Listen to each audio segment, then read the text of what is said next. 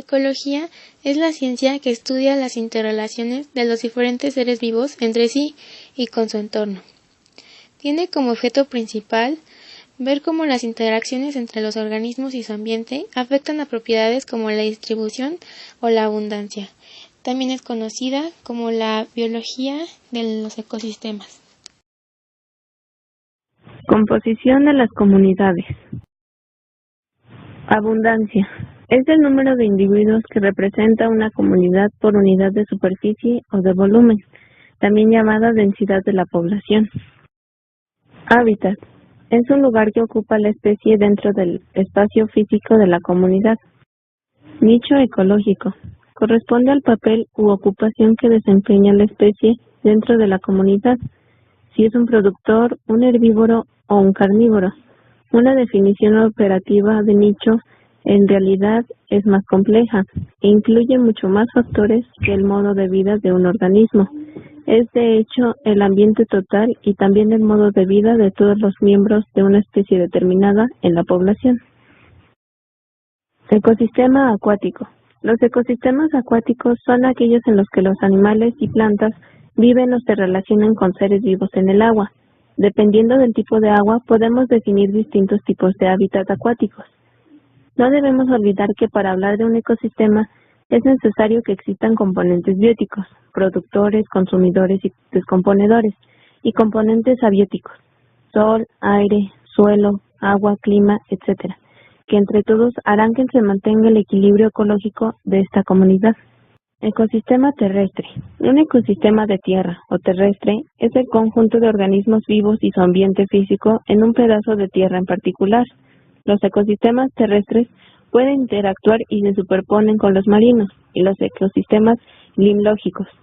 Un número de los biomas terrestres pueden ser utilizados para clasificar los ecosistemas más pequeños. Factores bióticos. Se le llama factor biótico a todos los organismos vivos que interactúan con otros organismos vivos, refiriéndonos a la fauna y a la flora de un lugar en específico, así como también a sus interacciones. Relaciones interespecíficas. Son las relaciones desarrolladas entre diferentes poblaciones. Siempre que una población interactúa con otra, una de ellas o ambas modifican sus tasas de crecimiento. Si una población es beneficiada, su velocidad de crecimiento tiende a aumentar, pero si es perjudicada, esta tasa tiende a disminuir. En ocasiones, las interacciones resultan provechosas para ambas, otras tienen efectos mixtos y otras más son perjudiciales para las dos poblaciones involucradas. Cooperación. Ambas especies se benefician, mas no son dependientes, ya que pueden vivir aisladas. Mutualismo. Beneficio para ambas especies, pero su relación es tan íntima que ya no pueden sobrevivir si se separan.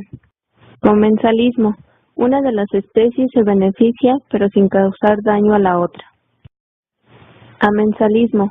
Una especie inhibe el crecimiento y supervivencia de la otra, sin sufrir ninguna alteración. Recibe también el nombre de exclusión. Competencia. Se presenta cuando dos poblaciones de especies distintas se rivalizan por la obtención de algún recurso ambiental. Si dos poblaciones necesitan el mismo recurso, cada una de ellas trata de contrarrestar la velocidad de crecimiento de la otra. Parasitismo. Se trata de la interacción de dos especies, una de las cuales se alimenta a expensas de otra. Esta relación es necesaria para que el parásito sobreviva y en ocasiones causa la muerte del huésped. Pirámide de energía. Se puede construir una pirámide de energía para ilustrar cómo la energía pasa de un nivel trófico al nivel superior. La planta capta la energía luminosa y la acumula. Parte de esa energía la utiliza para las funciones de crecimiento y parte se disipa en forma de calor. Entre la base y la cumbre se interpone un número variable de pisos. Cada uno alberga un número de individuos, puesto que al pasar de uno a otro, parte de la energía se pierde. Las cadenas alimentarias son cortas porque la energía se agota. El hombre procura buscar el alimento en los niveles más bajos porque hay cadena alimentaria. El trayecto que sigue el alimento al ir pasando de un organismo al otro se denomina cadena alimentaria. Al comienzo de cualquier cadena siempre se encuentra un organismo productor. lo que demuestra que las plantas verdes son las que hacen posible la vida sobre nuestro planeta.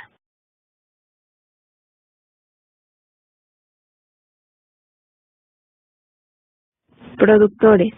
El nivel trófico de los productores está integrado por organismos que tienen la capacidad de transformar las sustancias inorgánicas en alimento orgánico, función que dentro de un ecosistema son los únicos que la poseen. También son llamados autótrofos. En su mayoría son vegetales y algas. Son el inicio de toda cadena alimentaria. Consumidores. Los consumidores se alimentan de sustancias orgánicas ya elaboradas por otros organismos, es decir, de sustancias elaboradas por los productores o por otros consumidores, y en relación con su régimen alimentario se los conoce como heterótrofos. Los consumidores pueden ser consumidores primarios. Son organismos herbívoros que se alimentan de productores, como roedores, insectos, palomas, etc. Consumidores secundarios.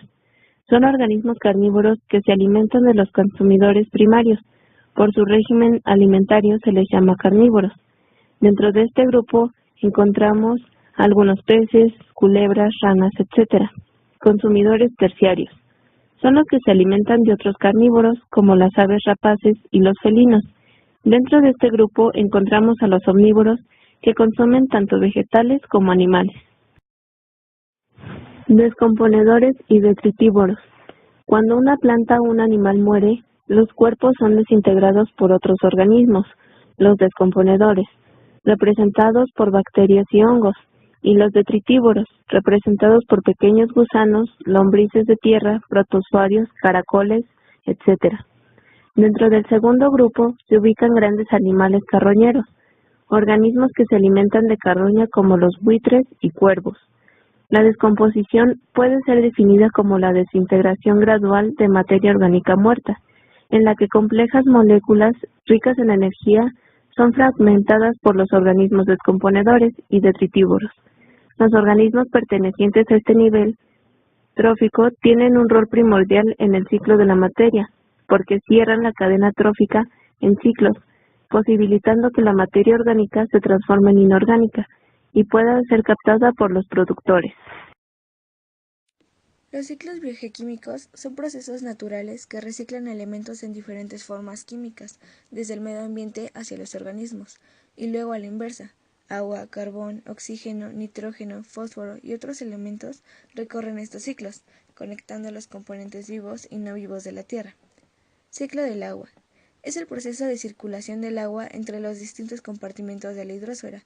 Se trata de un ciclo biogeoquímico en el que hay una intervención mínima de reacciones químicas, y el agua solamente se traslada de unos lugares a otros o cambia de estado físico. Ciclo del carbono. Es la sucesión de transformaciones que sufre el carbono a lo largo del tiempo. Es un ciclo biogeoquímico de gran importancia para la regulación del clima de la Tierra, y en él se ven implicadas actividades básicas para el sostenimiento de la vida. Ciclo del nitrógeno. Es el conjunto cerrado de procesos biológicos y abióticos en que se basa el suministro de este elemento a los seres vivos.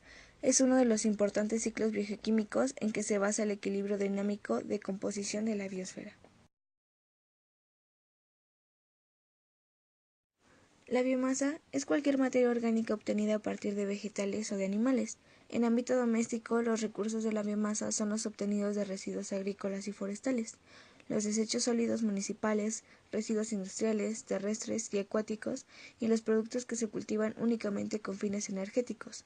La biomasa puede ser convertida a otras formas de energía utilizable y es una atractiva alternativa de petróleo por varias razones. En primer lugar, es un recurso renovable que están más uniformemente distribuidos sobre la superficie de la Tierra y son fuentes de energía y que podrían ser explotados usando tecnologías más favorables al medio ambiente. Residuos de la agricultura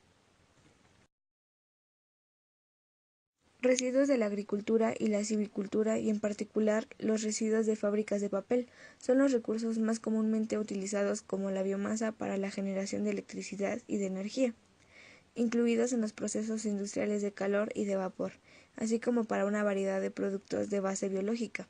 El uso de los combustibles líquidos como el etanol y el biodiesel, que está actualmente en derivados principalmente de cultivos agrícolas, está aumentando de forma. Niveles tróficos. Niveles tróficos. Los niveles tróficos son categorías en las que se clasifican los seres vivos según su forma de obtener materia y energía.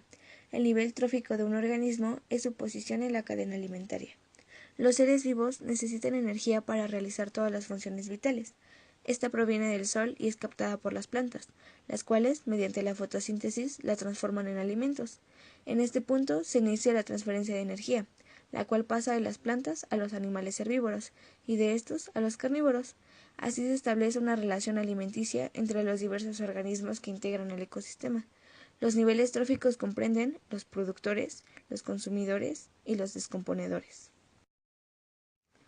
Cadenas tróficas. La cadena trófica describe el proceso de transferencia de sustancias nutritivas a través de las diferentes especies de una comunidad biológica, en el que cada uno se alimenta del precedente y es alimento del siguiente, también conocida como cadena alimenticia o cadena alimentaria. Es la corriente de energía y nutrientes que se establece entre las distintas especies de un ecosistema en relación con su nutrición. En una cadena trófica, cada eslabón, es decir, nivel trófico, obtiene la energía necesaria para la vida del nivel inmediatamente anterior, y el productor la obtiene a través del proceso de fotosíntesis mediante el cual transforma la energía lumínica en energía química, gracias al sol, agua y sales minerales. De este modo, la energía fluye a través de la cadena de forma lineal y ascendente.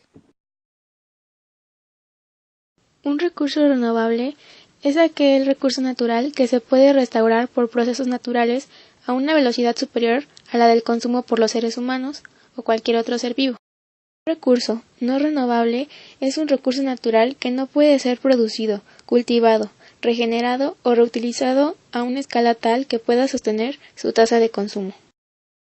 Debido a su ubicación geográfica y a su diverso relieve, México tiene una gran diversidad de ecosistemas que van desde lo más alto de las montañas hasta los mares profundos, pasando por desiertos y arrecifes de coral, bosques nublados y lagunas costeras, con diferentes climas.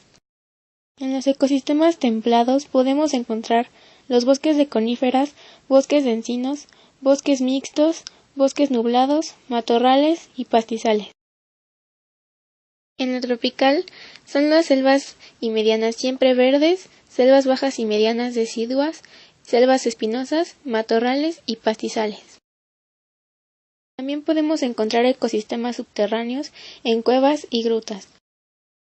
En los sistemas dulceacuícolas son las cienegas y manantiales, lagos, popales, tunanes, carrizales, ríos, arroyos, cuevas inundadas y ríos subterráneos, todos estos de agua dulce.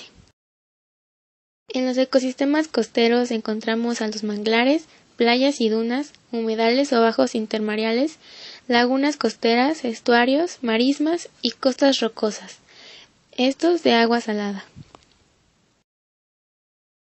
Los ecosistemas marinos constan de arrecifes y comunidades coralinas, islas, praderas de pastos marinos, mar abierto y fondos marinos. Estos también son de agua salada. Contaminación de los desechos sólidos. Los desechos o residuos pueden ser sólidos, líquidos o gaseosos, que en su mayoría afectan a los seres vivos y a la calidad del agua, suelo y aire. A todos los desechos sólidos que originan la acción del hombre comúnmente se les llama basura. Estos desechos, de acuerdo a su composición, se pueden clasificar en orgánicos, que son los desperdicios de origen animal o vegetal; inorgánicos, desechos metálicos, plásticos, vidrio y son de carácter doméstico, industrial, agrícola o comercial. Contaminación del agua. Existe contaminación de las aguas cuando su composición o su estado aparecen alterados, de tal manera que ya no reúne las condiciones para algunos o para el conjunto de los usos a que se hubiera destinado en su estado normal. Los principales factores de contaminación del agua son los siguientes: la descarga de aguas residuales en ríos, lagos y mares, y el uso de fertilizantes, plaguicidas, herbicidas y otros químicos en la agropecuaria y derrames de petróleo. Contaminación del aire. La contaminación del aire es una mezcla de partículas sólidas y gases en el aire. Las emisiones de los automóviles, los compuestos químicos de las fábricas, el polvo, el polen y las esporas de moho pueden estar suspendidas como partículas.